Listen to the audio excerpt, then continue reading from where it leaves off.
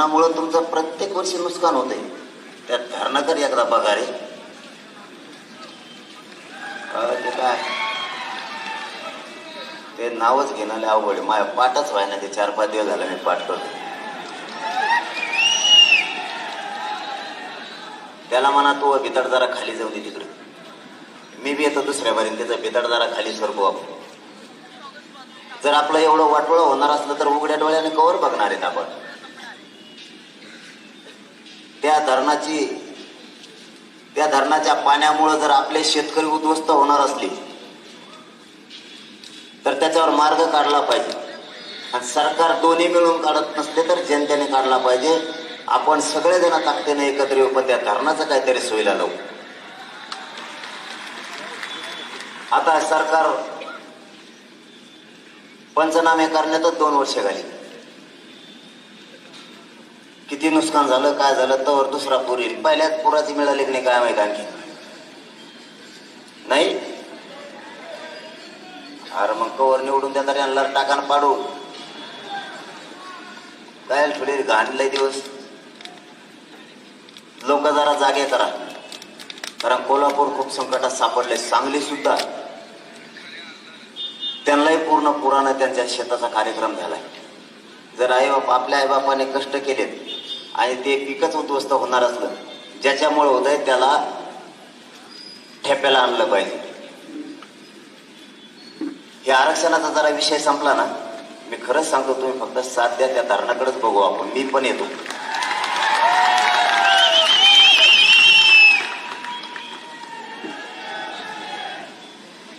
कारण शेतात काहीच नाही राहिलं. एकीकडून आरक्षण नाही दुसरीकडून शेती साथ देत नाही. शेतीना थोडी साथ दिली तरी यांचं पाणी आपल्या रानात येते. म्हणजे बागायती झाली त्यांची आणि पिकं चालले आपली. पाणी आमचं आमच्या शेतात घुसविले त्यांनी. याच्यावरती बारकाईनं विचार आपण करणं गरजेचं आहे. आरक्षणाचा विषय सोडून द्या. तुम्ही 10 असले काय 10 लाख काढले काय मनोज जरांगे आरक्षण मराठ्याला दिल्याशिवाय सोडितच नाही. आता त्याची काळजी नाही. मराठ्यांबरोबर मुस्लिमांचा धनगराचा प्रश्न बघतो. त्यांच्याही आरक्षणात हात घातला आपण. यावेळेस सरकारनं 4ही बाजून आपल्याला घेरलंय. आता 4ही बाजूनं विरोधी पक्षा सेट माया मागं लावलेत त्यांनी. आता सत्ताधारी सगळे तेही माझ्या पाठीमागा लागले. मी केलंय काय मला हेच कळायला. गोरगरीब मराठ्यांना आरक्षण मिळू नये ही सरकारची भूमिका आहे. आणि माझी इच्छा आहे माझ्या मराठ्यांना आरक्षण मिळालं पाहिजे. त्यांची इच्छा आहे त्यांचा पक्ष आणि नेता मोठा करायचा. माझं स्वप्न आहे माझी जात आणि माझ्या जातीच्या पोरं मोठे करायचे.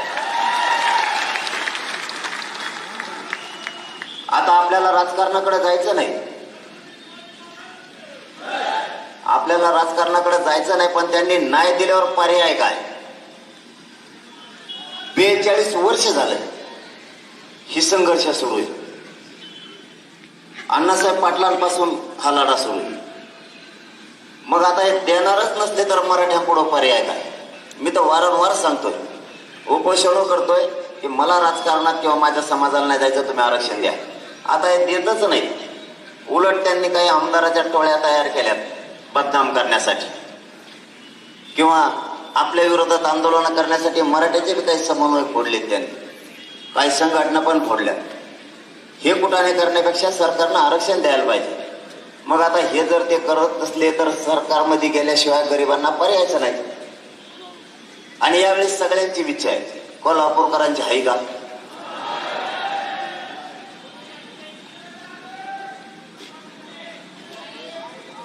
29 ऑगस्टला तुम्ही आंतरवाली लिहाच. आता उपोषण करून मला चालता येणार. सकाळीच सलाईन टोचली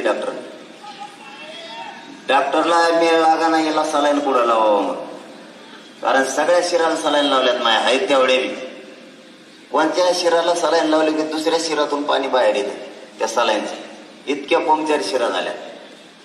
आणि आता मला 2-4 पायऱ्या पण नाही चढता येत. इतका त्रास होतो. आता त्या शेवटच्या उपोषणामुळे लय हाल झाले. अगोदर बरं होतं पण आता शेवटचं केलं तेव्हापासून खूप त्रास व्हायला लागला. माझी कोल्हापूर जिल्ह्यातल्या मराठा बांधवांना विनंती आहे, एकदा मुलाला दिवस तर आपल्या लेकराच्या जातीच्या बाजूने उभा राहा. एकदा आयुष्याचं आरक्षण त्यांना देऊ, कारण या संघर्षात कोणी पडतच नव्हतं. ओबीसी आरक्षणाचे वेगळं म्हणायचे किंवा काही म्हणायचे, ओबीसीतून मराठ्यांना आरक्षण याच्यात कोणी भागच घेत नव्हतं. आता आपण याला ताकद लावली तर थोडं अंतिम टप्प्यात येऊन ते थांबले. जर मराठ्यांनी ताकदीनं ताकद लावली तर सगळ्या मराठ्यांना या राज्यातल्या ओबीसीतूनच आरक्षण मिळणार आणि ते कोणाच्या बापाला उडणार सुद्धा नाही कोणा. कारण आपण 10% न मागितलेलं आपल्याला दिल्यामुळं आपलं ईडब्ल्यू सुद्धा त्यांनी घालवलं आणि 10%च्या ईसीबीसीच्या आरक्षणाचा सुद्धा पोरांना फायदा यासाठी घेता येणार की व्हॅलिडिटी लवकर दिली जात नाही अधिकाऱ्यांकडून. त्यांचेच अधिकारी आणि त्यांचीच सत्ता असल्यामुळं त्याची व्हॅलिडिटी होत नाही, लवकर मिळत पण नाही. जातीवादी काही अधिकारी मिळू पण देत नाहीत, कारण मराठ्यांचे पोरं मोठे होऊ नये हे अधिकाऱ्यापासून म्हणजे काही जातीवादी अधिकाऱ्यांपासून मराठ्यांच्या बी काही नेत्यांना वाटतंय की मराठ्यांचे पोरं मोठे नाही झाले पाहिजे. म्हणून आता आपणच हे काम हातात घ्या. आपणच घराघरातले सगळे मराठी एकजूट व्हा. कोल्हापूर जिल्ह्यातल्या सर्वसामान्य मराठ्यांनी पुन्हा एकजूट करा. जर राजकारणाच्या नादी लागला तर त्यांच्या दबावात जर आलात तर तुमच्या लेकराचं तुम्ही आयुष्याचं वाटोळं करून बसाल, त्याला कोणीही जबाबदार राहणार नाही, कोणीच. म्हणून तुम्हाला विनंती आहे की घराघरातले सर्वसामान्य मराठी एक व्हा. पक्षाला आणि पक्षाच्या नेत्याला मोठं करत बसू नका. आपल्या जातीचे पोरं आपल्याला मोठं करणं आपल्यावरती जबाबदारी. आपण जर प्रत्येक वेळेस नेत्याला पाहुणा म्हणत बसलो किंवा आपल्या जवळचं जर म्हणत बसलो तर प्रत्येक वेळेस तोच मोठा होणार आहे आणि पोरं आपले सुशिक्षित बेकार म्हणून घरात बसणार आहे. आपण पोरं फक्त शिकवले आणि ते सुशिक्षित बेकार झाले. यांना जर तुम्हाला नोकऱ्यामध्ये बघायचं असेल, उच्च शिक्षणात बघायचं असलं तर आरक्षण दिल्याशिवाय पर्याय नाही. आणि ज्या नेत्याला पण मोठं करतो तो नेता आपल्या बाजूला बोलायला तयार नाही. मग त्याला मोठं करण्यापेक्षा आपल्या जातीला आणि आपल्या जातीच्या पोराला मोठं करायला तुम्हाला अडचण काय? प्रत्येक जिल्ह्यातल्या मराठ्यांनी आता हे ठरवलं पाहिजे, कारण पोरं श्रीमंत मराठीचे असो किंवा गरीब मराठीचे असो, शेतकरी मराठ्याचे असो किंवा नोकरदार वर्गातल्या मराठ्यांचे असो, आरक्षणाशिवाय त्यांना पर्यायच नाही. हे ज्यावेळेस घराघरात जाईल त्यावेळेस मराठ्यांना राहिलेलं सुद्धा ओबीसीतलं आरक्षण मिळत. कारण या कोल्हापूरवर 2 संकट आहेत. त्यामुळं कोल्हापूरचा समाज, कोल्हापूरची जनता खचल्यासारखे वाटायला लागली की या संकटातून बाहेरच निघता येत नाही. एकीकडून आरक्षण नाही, दुसरीकडून राजकीय नेते सुधरू देत नाहीत आणि तिसरीकडून या पुरानं प्रत्येक वर्षी शेतकऱ्याचा घात करत आणलाय. प्रत्येक वर्षी पिकांचं नुकसान होतं आणि सरकारही भरपाई देत नाही. पंचनामे सुरू झाले का? नाही. हे असंच करते ना. आता लगेच आचारसंहिता लागणार, ते परत म्हणणार आहेत आचारसंहिता लागली, झालंच मराठ्याचं शेतकऱ्याचं वाटोळं. यांना काहीतरी त्या तळ्याकडेच बघायला लागणार राव. एकदा ते तळच माझ्या टकोऱ्यात बसते. ते तळ्याचे भिताड खाली लोटीत लोटीत न्यावं लागणार आहे आपल्या त्याच्या हाती. आपल्या बांधावर गुमानून ढोळे काय किती त्याच वेळेस होऊ द्यायला नव्हतं पाहिजे. महाराष्ट्राला फायदा आहे त्या पाण्याचा? आपल्याला काहीच फायदा नाही. आणि माघारी तुमच्याच वावरात येते. परत जाताना तुमचं जाताना येताना माघारी तेच येते.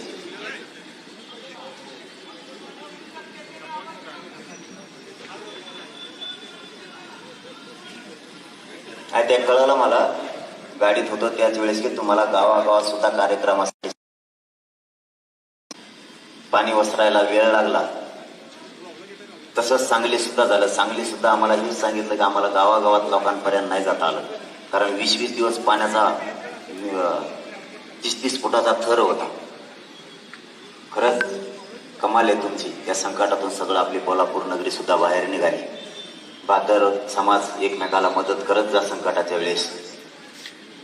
कारण ते पाणी टीव्हीवरती बघितलं ना तर तिकडं भयानक वाटायचं. त्यामुळं कोल्हापूर यावेळेस आपल्याला घ्यायचं सुद्धा नव्हतं, पण जाता जाता जाणार आहे म्हणून आपण ते घेतलं. कारण तुमच्यावरच संकट कोसळलेलं आहे आणि एवढं मोठं संकट असताना ते पाणीच भयानक टीव्हीवरती दिसायचं. असं वाटायचं ना काय होतंय आणि काय नाही. त्या धरणाचं खरंच बघा, सगळा महाराष्ट्र तळतळ करतो हा तुमच्या घरात पाणी शिरल्याच्या नंतर. तुम्हाला कोल्हापूर या शाहू नगरीतून दिसत नसेल, पण ज्यावेळी ते टीव्हीवर पाणी बघायला सुरुवात करतात ना सगळा महाराष्ट्र तळतळ करतो. काय झालं असेल, माणसं कुठं उभं असतील, कारण खालच्या तळात घुसलं तर वर पाणी, वर लोक कुठं थांबले असतील, सगळे लोक चिंतेत असतात. त्यावेळेस त्या धरणाचं काहीतरी बघा. ते धरण मात्र धोरणाला लावायला लागते, कारण आपल्या कोल्हापूर आणि आपल्या परिसरातल्या जमिनी त्या वायाला पिकासह नाही गेल्या पाहिजेत यासाठी काम करावं लागेल. मला आता पुन्हा तपासण्या करायच्या, डॉक्टर माया मागच उभं राहिले. त्याच्यामुळं तुमचाही जास्तीचा वेळ घेत नाही. तुम्हाला फक्त एकच विनंती करून सांगतो, मायबापा ही आरक्षणाची लढाई जिंकायची, हार मानायची नाही. मी मानत नाहीत, तुम्ही सुद्धा मानायचे नाही. तुम्ही तर राजेश्री शाहू महाराजांच्या शाहू नगरीतले मराठी, ज्या राजानं या देशातल्या सगळ्यांना आरक्षण दिलं, मग त्याच्यात मराठा सुद्धा होता. मराठा या जातीयवादी काही लोकांना मुद्दाम बाहेर काढलाय. नसता राजेश्री शाहू महाराजांनी सुद्धा मराठ्यांना आरक्षण दिलं होतं. ते आरक्षण आपल्याला पुन्हा मिळवायचे. त्यासाठी पुन्हा एकदा ताकदीनं आपण सगळे कोल्हापूर जिल्ह्यातले मराठे ताकदीनं पेटून उठा, कारण ही लढाई आपल्याला जिंकायची आणि ती लढाई मी तुमच्या जीवावरती लढतोय.